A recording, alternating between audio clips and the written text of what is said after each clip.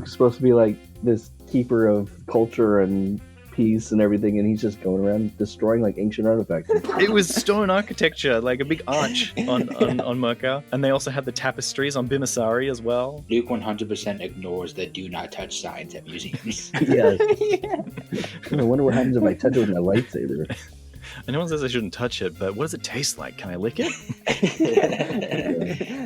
Hello there. You found the Lost Holocron, an ancient artifact of lore and legend from a galaxy far, far away. Each transmission of the Lost Holocron, you will join an episodic discussion of media from the Star Wars universe. We will be your guides. Tim. Hello. Kyle. Fire when ready. Scott. Liquid Schwartz. And I am Stuart. We'll be covering the material up to and including Chapter 8 of Dark Force Rising. Tim, what happened so far? All right, so far, Luke Skywalker, Han Solo, and Lando Calrissian are on Nukov investigating a lead into a possible Bothan conspiracy surrounding allegations of Admiral Ackbar's treason from Borsk Fey'lya. Upon arrival, Han identifies and pursues one of Fey'lya's aides, Tav Breil'lya, into the warehouse section, only to be held up by an unfamiliar woman. On the lower levels, Lando meets Luke in a tap cafe as sirens warn of an Imperial raid on the world. They split up, with Luke off to find Han, while Lando heads to the hangar in an attempt to erase evidence of their presence before the Imperials find the landing records. Scott, what happened this chapter? Was it Irenez? Irenez? I'm going Irene's. Irenez? I know I can't remember what the audiobook said. Chapter 8. Han is disarmed at blasterpoint by the short, graying woman and invited to a holding room for interrogation with another, taller woman, Sena. Breil'lya is invited into the interrogation and accuses Han of being an imposter and Imperial spy. In his zeal, his accusations unravel, much to Sena's amusement. Sena and Irenez, the shorter woman, belong to another independent group. Relayed by messages, their commander instructs them to assist Han's escape from the Imperial raid on Ilic. Luke is intercepted by the group's picket line and escorted to Han's location. Together with Irenez, they rendezvous with Lando in the Imperial-occupied hangar. Han orchestrates an escape in a New Cove airspace in the confusion caused by the Lady Luck's beck and call and blaster fire from Luke's X-Wing. A Star Destroyer and its complement of TIE fighters move in to intercept their escape. Luke peels off to engage the TIEs, buying time for Han and Lando and Irenez to make their escape with the rest of Irenez's group. 3 dreadnoughts arrive from hyperspace to escort the escapees, along with a personal invitation from the commander, an old friend, or a ruse to ensnare Han. Alone in unfriendly skies, Luke and R2 jump to hyperspace, headed to Jormark. I didn't realize the first time that I read this chapter, but on the second time, because I feel like his bit of deja vu at the end of the chapter of like, okay, well, you know, we're alone again and we're got to find our way in the universe. I felt like that's just something that happened to Luke a lot, but I realized on the second reading that it was a very, very skillful callback to Empire Strikes Back when he's like, no, we're not heading back with the guys. We're off to find a Jedi Master on Dagobah. Yeah. I felt like that was like the perfect amount of subtlety to recall that rather than any heavy-handed, oh man, I had a vision of when we went to go visit Yoda that first time. Yeah. Yeah. This time the dark side energy in the cave will be from I mean, it's a similar emotional space for Luke as well. So it would remind him of it. Yeah. Yeah, and it could hold a lot of like sentimental value to him as well because he went to go meet Yoda and this might mean a lot more to him this time around going to meet this mysterious Jedi Master because it might have that much more gravity to him, I guess. Especially once he sees that washboard. Oh, yeah. Yeah, I feel like his expectations are set quite low at the moment because, like, well, Yoda was very unassuming, so let's see what happens when we get here, and that's going to be quite jarring of, meeting this ripped, jungle gym of a fella. Yeah. And that is what I think Luke would have expected when he first went to Dagobah, Mm-hmm. Yeah. Yeah, he probably thought Yoda was just an old guy. but then he got a green little frog, and Yeah. now he's going to expect some kind of maybe elderly, a little bit like past his prime guy, and then be met with Mhm. Juruas Specimen. the Seventh. Yeah, the Yeah. perfected clone. Yeah. Well, his abs are perfected. Nothing else of it. Everything else falling apart except for his abs.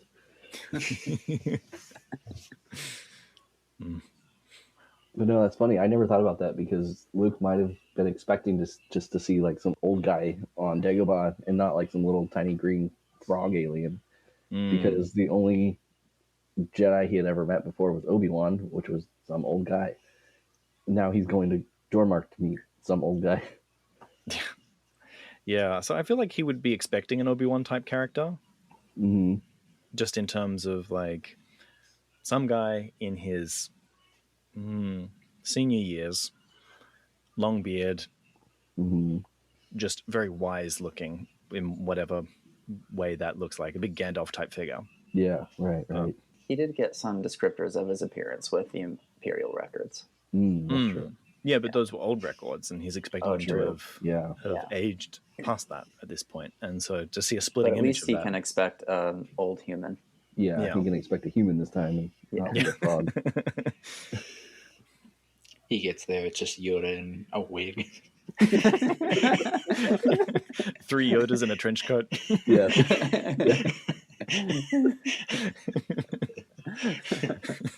That's why he's living longer. Whenever one dies, they just swap it out for a new one. There's like a Hydra. It just grows 3 of them whenever one of them dies. Yeah. Why doesn't Luke's X-Wing have a name? We've got the Lady Luck, the Millennium Falcon, and then there's Luke's X-Wing. What would his X-Wing name be? I feel like it's a showboating thing that Luke just doesn't have. Han and Lando are the type of person to name their ships. Yeah, but I feel like 90% of the ships have names out there. Yeah. Even personal ships do anyway. But I mean, what if the name is just Luke's X-Wing? I mean, is it a personal ship for him? Yeah, I it's think his it I is. think personal at this ship. point it is. At this point, yeah. Because, I mean, it started as a military ship. Who's going to take it from him? Yeah. It's those people who don't change the name of their phone, just stays as Scott's phone or Stuart's phone. Yeah. My phone's name is Liquid Schwartz. Like whenever I connect to Bluetooth, that's what comes up. I'm just surprised that Luke, with all the customization and all the time that R2 has spent with that X-Wing, that it doesn't have a name. Yeah. R2's.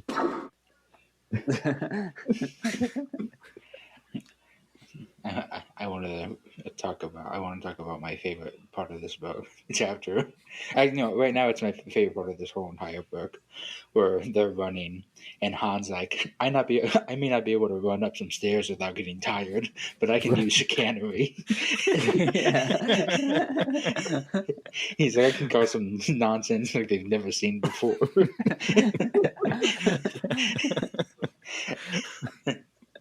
And I was like, Absolutely. I mean, I didn't think Han was like the epitome of fitness, but the fact that he's like, I can't go upstairs without getting a little tired. I mean, to be fair, they were running, and it was 3 flights of probably like double-story stairs. So I think most people would be winded running up 6 flights of stairs. Right. Goes back to the previous chapter where we talked about technology. Maybe they just forgot about elevators. No, the elevator was occupied by the rest of their group, taking them down to the wherever their secret hangar was. What if Star Wars never invented stairs either? They went from the elevator. They just What do you mean? stairs. They need the stairs for their hover vehicles. No, they have ramps. They don't have stairs. You just unlocked a memory for me. Yeah. When I was young, when I was younger, I was on a cruise ship, and my parents got in an elevator to go down to a lower floor, and I was like, I can beat him if I take the stairs, and I almost got all the way down, and then I just fell down. Oh no! No. No. No. I do kind of wish Star Wars didn't actually have stairs now, though, because I love the idea of I know. them skipping over like the first step of a technology and going to First step, the literally. best version of it. Yeah, they gotta skip ladders. They gotta skip like boxes. They gotta skip stairs. Just go straight to just like repulsor lifts and elevators. Yeah. They invented escalators, but not stairs. They just can't use them if they're not moving. That makes me wonder, how does a hover vehicle or like repulsor sled interact with a staircase? Does it do that kind of like janky up the stairs kind of motion, or is it smooth? Does it Just is like it able to tear it out and just do that anti-aliasing across the stair line? oh, ramps. Do they have to skip ramps? Yeah. I like that Hans. What was the special word that he used for tomfoolery? Chicanery. Chicanery. Just involved like the beck and call, which I feel like we've gotten a really clear introduction to what this is, some demonstration of how it's going to work, and like this payoff demonstration, setting up expectations, and like the payoff pipeline is just been really solid in this thing, and reminds me of when I talked about in the first book how George Lucas also did that when I was watching episode 1. I was like, oh, there's this setup of like, okay, we're going to introduce what pod racing is. We show you exactly what it's going to be, and then like it's just feels like naturally weaving things through a story. And I feel like the beck and call is like feeling really good in this. And I'm like, okay, what is Luke's thing gonna come back into the story now? I was excited to see it finally used. Yeah, it was quite interesting. And then his plan for Luke was just blow shit up, just get in your X-wing and just fuck everything up. Yeah.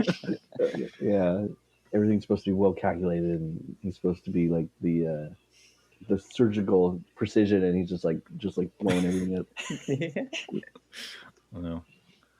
What I don't understand about the plan, though, is that like all of the stormtroopers, highly trained special ops. Well, they're not special ops. They're the elite troopers, though. The stormtroopers. Everybody is going to be watching just a civilian craft lift off and move away. Yes, it is the craft that they're looking for, but like they're all firing at it, and the ship is shielded as well. Why do people use their blasters on like ships with shields and armor plating, and like what do they expect to happen? I don't know. What else are you gonna do? There's a ghost ship. If you're just standing there, your commander's probably going to yell at you like, "Why are you not doing anything?" Yeah, true. But I mean, they're just collecting a paycheck. Yeah, and it's like I get paid by the hour, Yeah. Like I don't get paid by blaster bolt. You know what? We've all worked at that job. Yeah. I just feel like, I've talked before about what was I, kind of like glorified babysitter, or working with kids. That if you're watching the interesting thing that's happening, their kids are going to hurt themselves off the playground, falling somewhere, because you're watching the ones that are actually playing, doing the things right, doing the interesting things. And like that's what happens at like concerts and stuff. You're the security there. You get distracted by the actual performance that's being put on. That's not part of the job. That's when things fly under the radar, and this is what happened in this instance as well. Like Luke staring at that giant tree in the middle of Right. Yeah, on wasn't it Clon? What was it? Merker? On Merker. Yeah. Talon Card's living room. But there were two dogs that were about to pounce on him and like maul his face off. Yeah. That was a menacing tree, though. I guess all of every tree is menacing to Luke because he's never seen it before. I was going to say those Tatooine fairy tales where it really set up those expectations for him. Yeah. Yeah, good old stormtroopers. We love them. So good at their jobs. They said something along the lines of like basic troops and stormtroopers. Okay. Something along those lines. I think it's just general like security versus stormtroopers, which, despite the constant jokes that are being made about them, are supposed to be well regarded and deadly. Yeah. I feel like in the books they do get a lot of that. The prestige around them is a lot more serious, and you know, when they had that ambush, they were also like, "We're going up against stormtroopers. You really want to gamble against Luke?" And Luke, well, he's a Jedi. I trust him. That was a really big point between Aves and Lando. So yeah, it's almost like stormtroopers have kind of like a mythology surrounding them as well. Yeah. Or maybe the standards for soldiers are just really low across the galaxy. I mean, look at the rebel soldiers in like the opening scene of A New Hope. They're like, they're wearing like vests, like, you know, like suit vests or something. You know, it's like in like a weird hat. Yeah.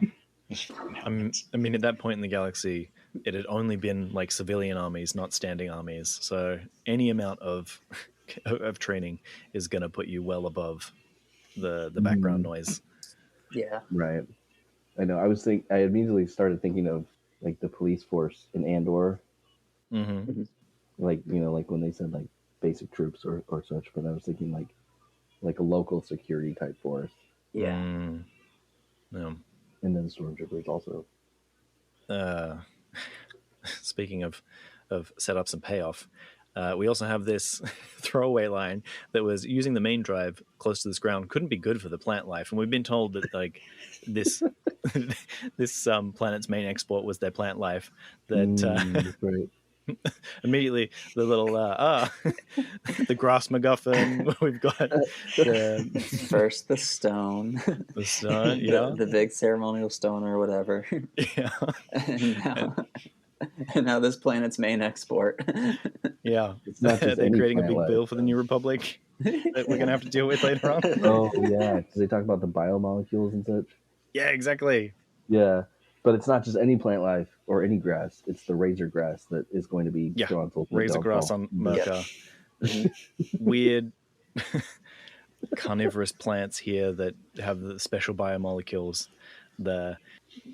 What was the one that Tim was mentioning? The ancient stone architecture. Rock. No, it was stone architecture, like a big arch on Merca. Sounds like a big back to me, Stuart. And they also had the tapestries on Bimasari as well. Right, the tapestries. Yeah, I know. Luke's supposed to be like this keeper of culture and peace and everything, and he's just going around destroying like ancient artifacts.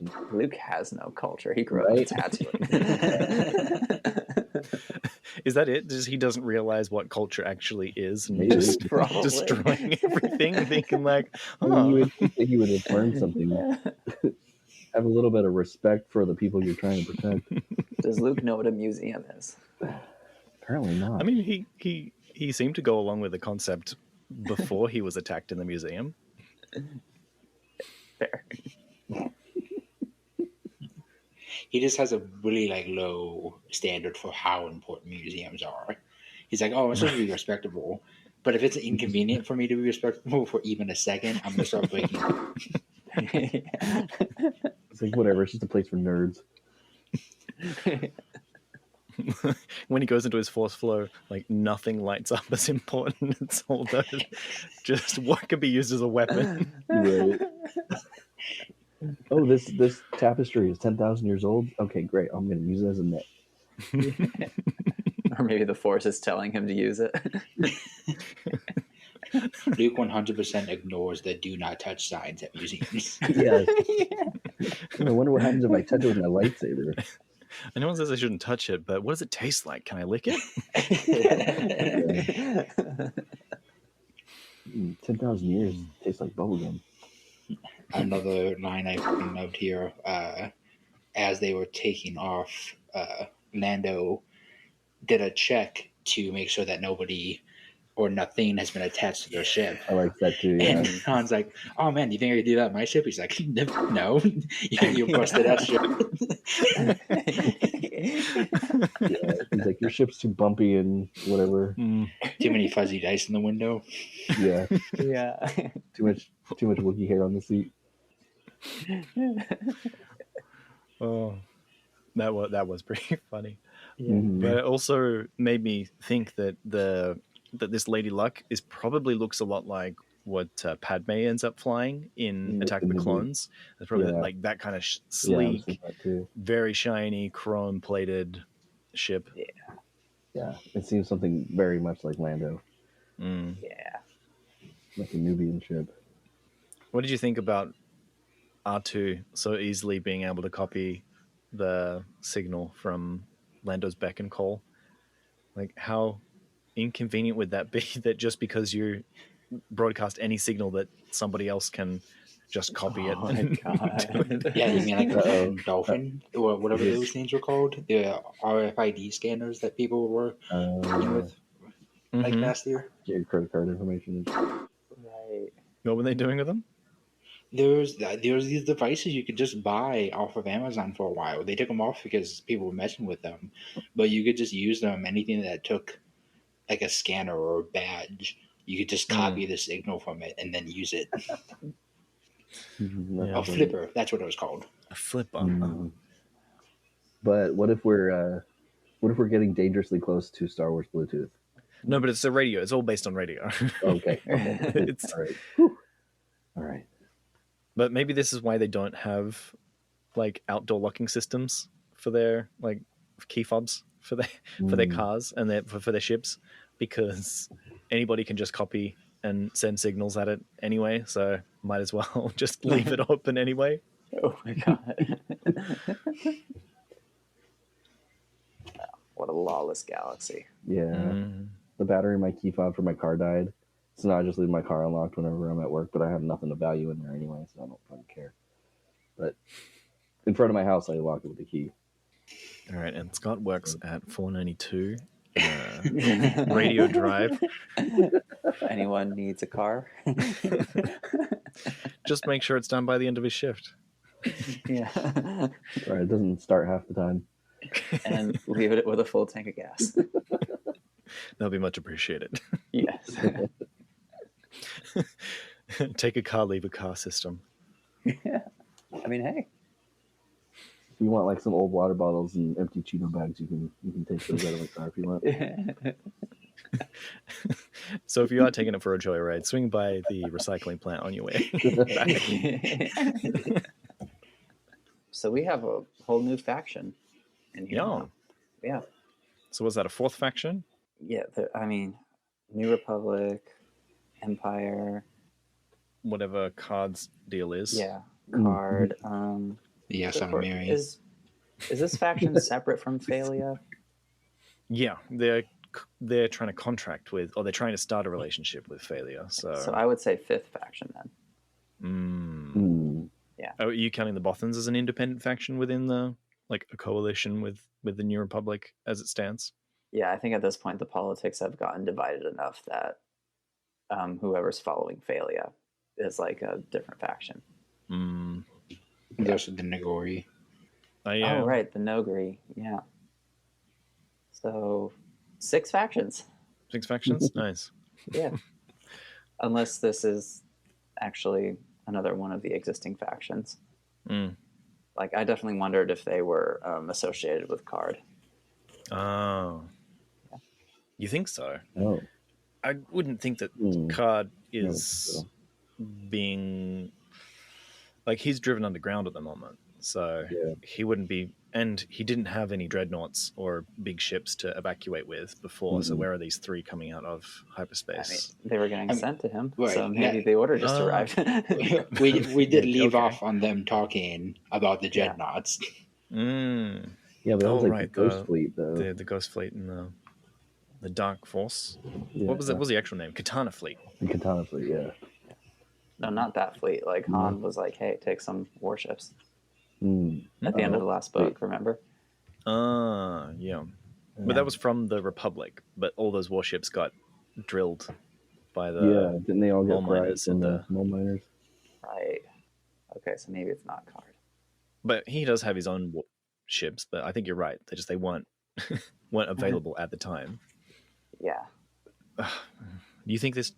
I know it's too early to start talking about, well, what's going to happen in the next chapter, but do you want to go back to, do you want to see Card next time, or do you want to follow this thread? I kind of want to follow this. I think it's going to be Mara Jade next chapter. Mara Jade, yeah. Because, I mean, we've also got going to Jormark. I think we're going to see Winter next chapter for no particular reason. Or the No Green. Wow, we are kind of in a spot where I'm interested to see literally any other thing that's next. Because they're all interesting at the moment. Yeah. Mhm. Yeah. We definitely hit this point in the last book as well, where it's like something happened. Yeah, we're like anything but Mara at one point. Yeah, right. Yeah. Unless that's a progression for Mara, we don't want to hear about her. Yeah. But yeah, I feel like all the plot threads at this point are, there's nothing that you're like, oh, I'm back to this again. The tension is quite well balanced for each plot thread. Yeah, it is. Confirmation that Luke's lightsaber is green. Now what is Leia's? Hold on. Well, yes, it is green.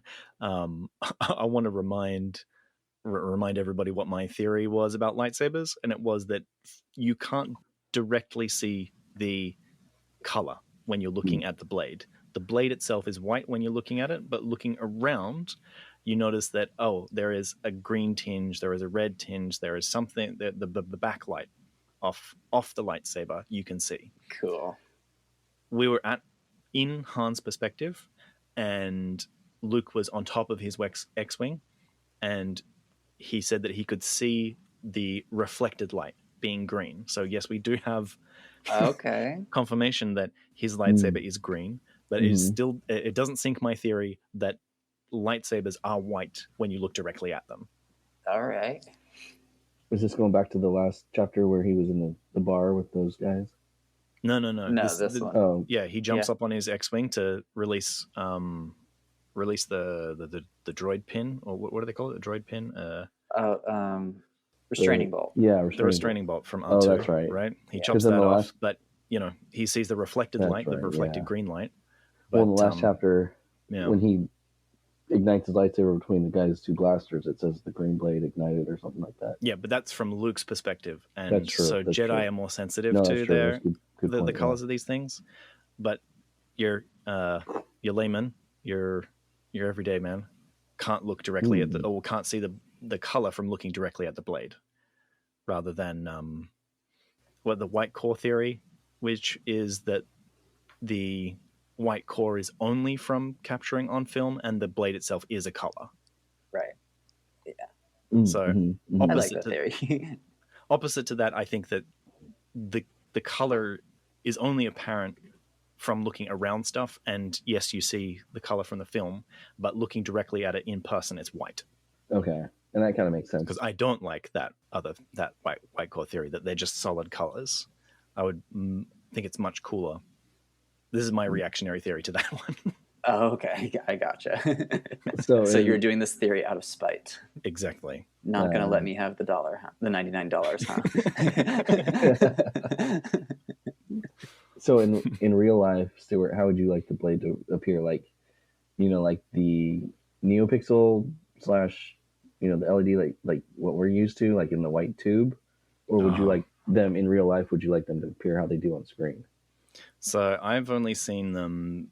I haven't seen them in person, actually. I've only seen it through the screen of you guys sharing, because the ones that I have are old, and I think they're just LED light through the. Well, that's what I meant. Flashlights, light through the tube. Yeah. Yeah. Ideally, I would like on screen. I think that the color is too static. I feel like because it is an analog crystal thing, that there should be some like wavering between colors. And I only realized this when watching the first season of Visions, when there's that crystal that does that, the blue and the pink. It just kind of like wavers between the two. I don't think it should be that dramatic, but like it hovers around a color center, but it gets darker and lighter, and not darker and lighter. What do they call that? Like more and less saturated around that, like some center point. Or leans to one specific color tone and then goes the other way. Like a cyan that leans more green and then sometimes more blue. Yeah. Neat. That would be really cool, actually. I like the threatening ambiance of a red lightsaber lighting up the room red, just rather than just the blade being red. Yeah. Sure. It makes the hallway scene from Rogue One feel a lot scarier. Yeah. Yeah, it was just like a red pool noodle that was that is there. And then there's the kind of backlight as well. I feel like, that is less threatening than like this white hot thing that is casting red light everywhere. Right. Than a solid red blade. God, that's cool. Yeah. Okay, I might be getting on board with this theory. Yes. I'll take $1. No.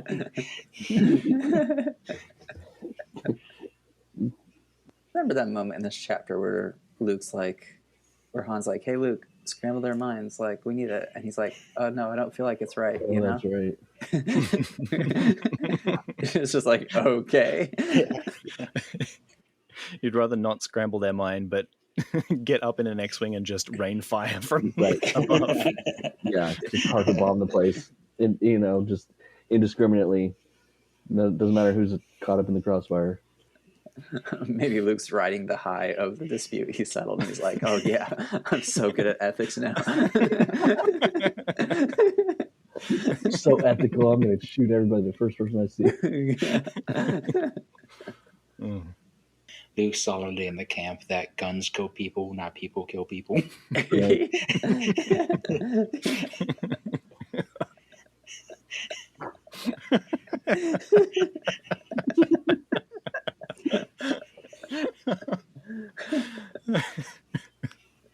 I mean, that does align with his like, well, I defeated Vader in a duel, but I didn't technically kill him. Right. I chopped off robotic parts of him, but I didn't touch any of his skin. Technically. Boy Scout. Yeah. I was in the room when the Emperor was assassinated, but I was just lying on the floor. I was a bystander. Yeah. I was just a fly on the wall. I didn't kiss my sister. My sister kissed me.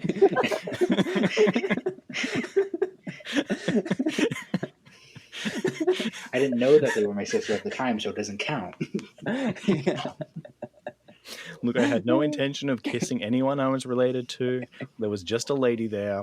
Oh my god! She the came Skywalker at me. apology video. Guys, I swear, I thought she was older when I was kissing her. Oh my god. I could totally see Mark Hamill doing that as a joke. Oh my god! Yeah, he would on be his so Instagram funny page or at something. it. Yeah. I did not kiss that woman. We're gonna have to at mention him. send in this episode. Seriously. I thought it was also kind of funny that Sena was just like, we're not enemies of the New Republic, at least not at the moment. Yeah. I was like, do you want his trust? Like, yeah. Do you think that like went in her favor as well? That they did seem vaguely threatening throughout the times of like, well, you know, we have to accompany with you upstairs. You know, you're going to come with us when you leave this place. You know, just dock with the dreadnought. Everything's going to be fine. And Han was like, oh, you know, I do know that she's got a blaster on her hip at this point. That's You true. could just she does have a very friendly exertion of power. Yeah. So between Sena and Irenez, that I wonder if that was intentional. It's like, be my friend or else. Yeah.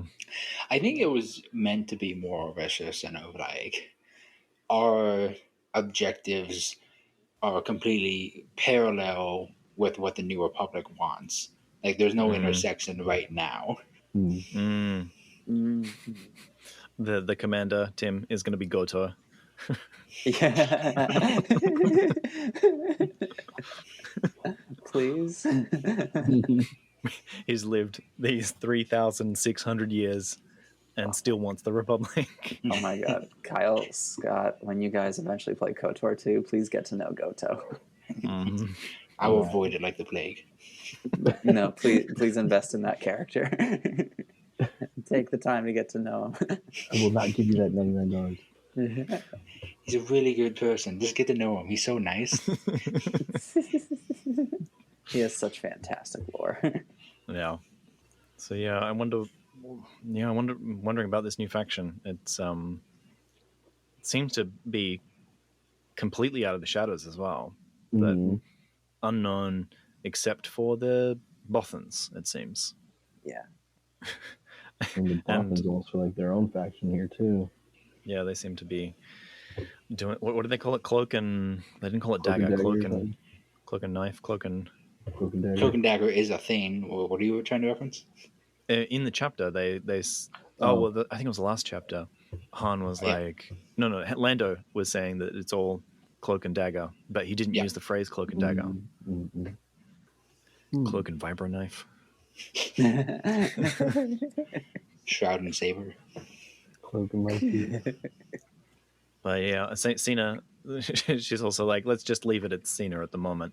And like, Han's never asked Chewbacca's last name. Like, right? Why is a last name so important for humans? What if they come from a culture that last names aren't important? Yeah. I think he wants to see if he can find information on her. Probably. I think it's going to be a thing. I think it's either they're going to find out there's a relation or they're going to have like a significance to their name. It's the only reason I can imagine. I'm Sena Calrissian. I'm Sena Solo. Father. No, they would be cousins, wouldn't they? She's old enough to be. Oh, okay. What if Sena is the last name? What's her first name? Yeah, didn't even consider that. Oh my god. Oh wait, we didn't consider that because I don't think that they. It was like, this is Sena. Let's keep it at Sena. Okay. So yeah, it could just be a last name. Good. Irenez sounds like a last name to me. Yeah. Yeah. Yeah. Unless it's pronounced Irene's, then it's a first name.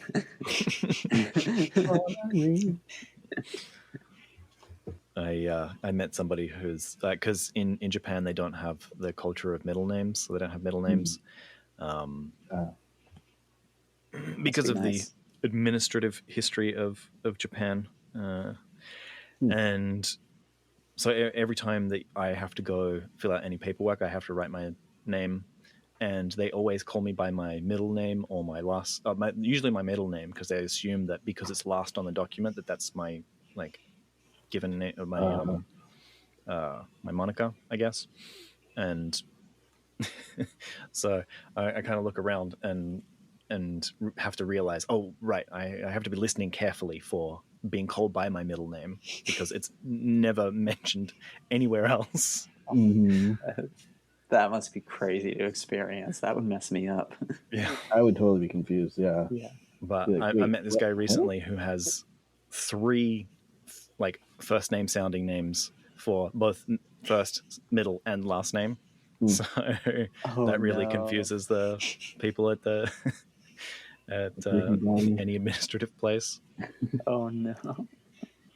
Since I've been looking for a new job, I've been getting a lot of calls from people from around a lot of different temp agencies, and 90% of the time I'll answer the phone and they're like, hello, is this Kylie? Wow. I guess Kyle is not a very common name from wherever they're calling from. Makes me think of Kylo Ren being autocorrected to Kyle Ren.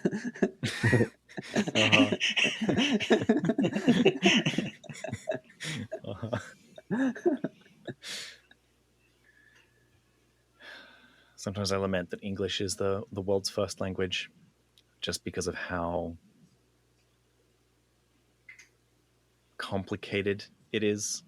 So many, like, we've got 5 vowels to write, and we've got 30 vowels to pronounce depending on your accent.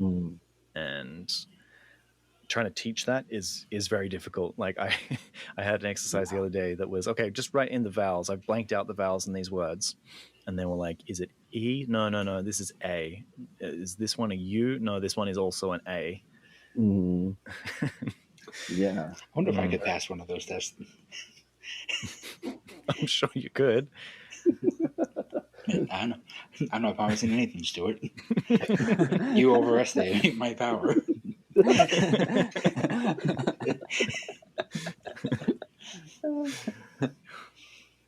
Have I told you that story when I visited the US and I was at a restaurant where it was like a drinks bar, and I was like, I'm just looking for some water, and the guy had no idea what I was asking for.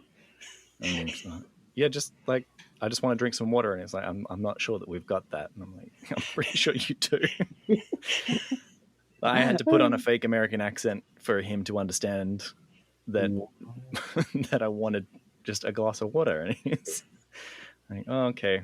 I guess you don't hear a variety of people speaking in this. Like, everybody in this town might have the same accent, or they're not watching a lot of news or whatever. Just that exposure was like absolutely zero. Had no idea what I was requesting. And I want to make this very clear. I'm not making fun of this guy. I am saying that English is so broad that you can go to a pocket and the very same word, if it doesn't have the right pronunciation, is it doesn't get through. It's such a stupid language. Will I learn another one? No, but for this one. It is so hard to learn another language. Right? Yeah. So I heard an interesting statistic. If you are a single language speaker, if you're going to get dementia, you're going to get it at like a specific age. But if you can speak 2 or more languages, you're going to get, if you're going to get dementia, you'll get it 4 years later than the single language speaker will. Oh, okay, that's more incentive. Yeah. So Stuart, You guys you're want going to get lessons? it 4 years later than Tim. No, maybe my college French will help me. Then you're going to you both get it 4 years. I don't know. Yeah. Maybe it'll be a 2-year difference because Tim can speak a little bit. Yeah. I did have 2 years of French instruction, so maybe it translates. Maybe 2 years will translate to 2 years less dementia. When it was at the end, when they were taking off and all the blasters were happening, I was curious: is it more of a style thing, or when a stormtrooper is firing a blaster, would it not be more effective if it was a continuous beam than a bolt, especially? Yeah. Then what's the difference between a blaster and a lightsaber? Range. The distance. Yeah.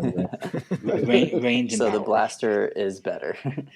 Right. Yeah. Well, no. Distance. So there's a blaster duel and they just held down the trigger and went. I think the main difference would be power and range. It'd be like Yeah. the proton pack. Don't cross the beams. Yeah. Because blasters aren't made from kyber crystal. They're made from some sort of bug material. The Tabana gas, yeah. Yeah. Tabana gas, yeah. So I think it's just terms of efficiency. If you want like a higher power, you're trying to make that compact, and so they've got like some efficiency that maximizes the output of power in a bolt. Whereas if you wanted a continuous stream, like they do have beam weapons, right? In Attack of the Clones, the Lots have have a beam weapon on the side. The clone troop dropships, yeah. Yeah.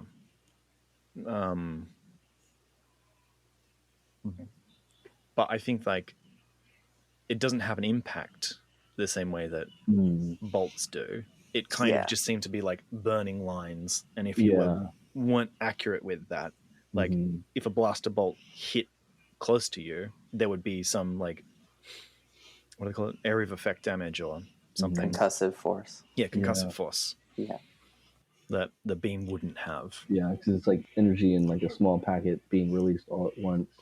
I guess when you say it like that, I guess when I think of blasters, I don't think of the impact damage that a laser beam has on somebody. Kind of like how in X-Men, whatever that guy is, why can't I think of his name? Cyclops. Yeah, with Cyclops, his eye beams technically aren't heat; it's a concussive blast. Yeah.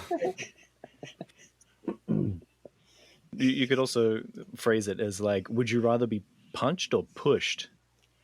Pushed. yeah, exactly. So yes, technically, but again, I'm not. When I think of those bolts, I don't think of pressure. I think of heat. Yeah, that's fair. You know who does think of pressure?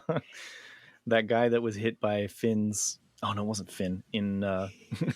Chewie's bowcaster. Chewie's bowcaster in The Force Awakens. Yeah. Does a backflip. I guess I know we're talking about like stormtrooper blasters and stuff like that, but I think it would be more continuous laser would be more effective on ships.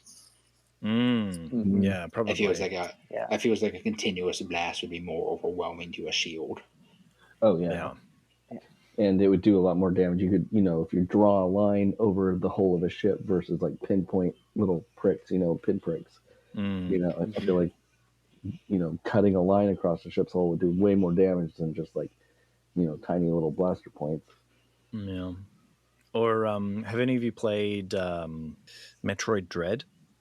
Mm-mm. Not really.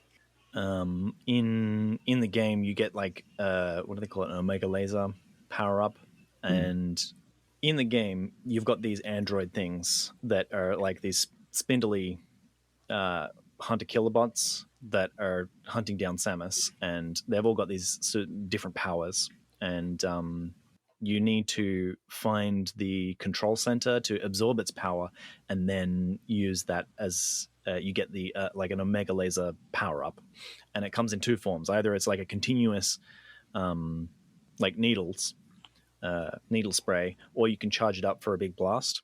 And what you have to do is you've got to find some section of the level where it's still chasing you, but you have enough of a run up to use the needles on its face that the armor plating heats up and rips off or blows up or whatever, before you can have to do that again with a charged thing to hit it in the face and completely power it down.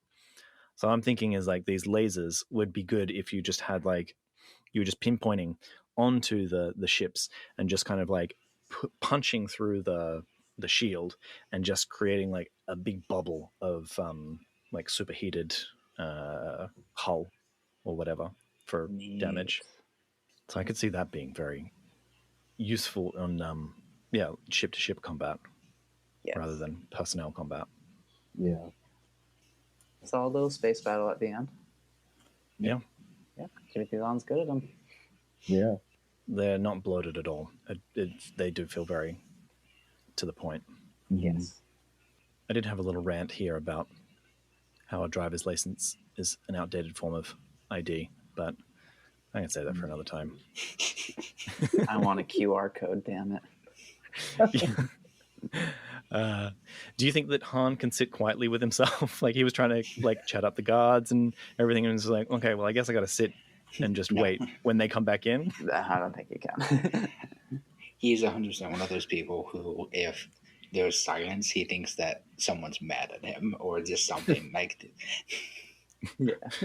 I mean, do you think that also comes with the fact that there's always something broken in the Falcon that he needs to fix and keep working on? Yeah. That like, if he's sitting still for too long, it's like something's wrong. I could be using my time more effectively. Yeah. If it's not broken, fix it till it is.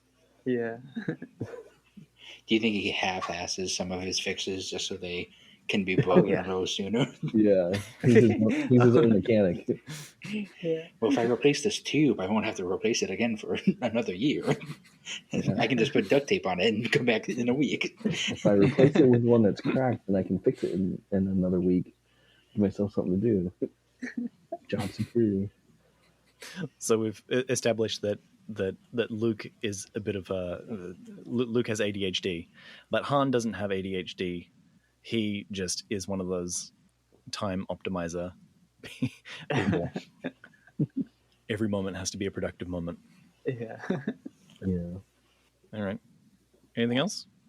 Yeah. Nice fun chapter. Yeah. And we are excited to see whatever is going to happen next. Please be Kavarok. Yeah.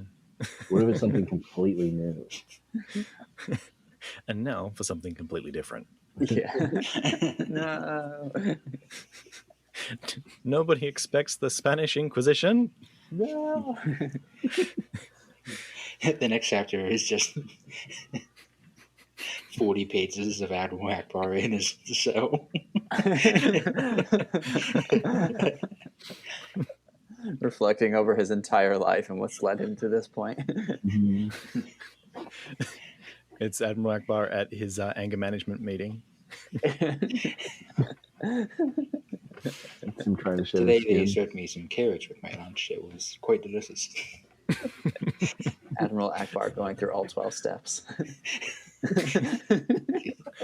Or we just get like a hard-boiled style pulp story of him in his day with the, like as Kyle said, with his with the guard bot. All right. This has been the Lost Holocron. You can find transcripts, links to discussion, and more at our website, lostholocron.com. While you're there, you can learn how to support the creation of future episodes. Read on, and we'll be waiting for you in the next transmission.